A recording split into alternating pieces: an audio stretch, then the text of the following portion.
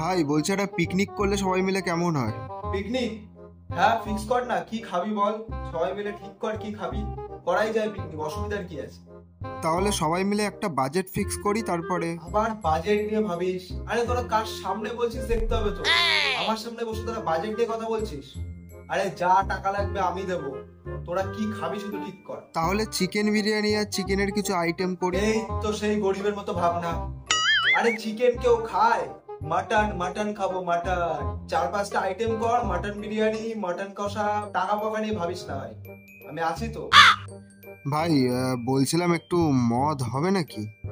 হবে না কি আবার হবে, ওটা হতেই হবে। তাহলে সবাই মিলে ওটা ঠিক করে 1000-1500 মধ্যে একটা কিছু এনে নেবো।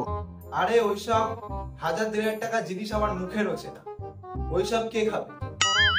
তাহলে কি খাবি বল? শ্যাম্পেনের নাম শুনেছিস? কি বলছিস কি রে ভাই? আরে মনে তো হয় না নামও শুনেছিস। যাই হোক, ওটা খাবো। কিন্তু ভাই সে তো অনেক দাম, ভাই সে তো অনেক দামি। আবার টাকা নিয়ে কথা বলছিস?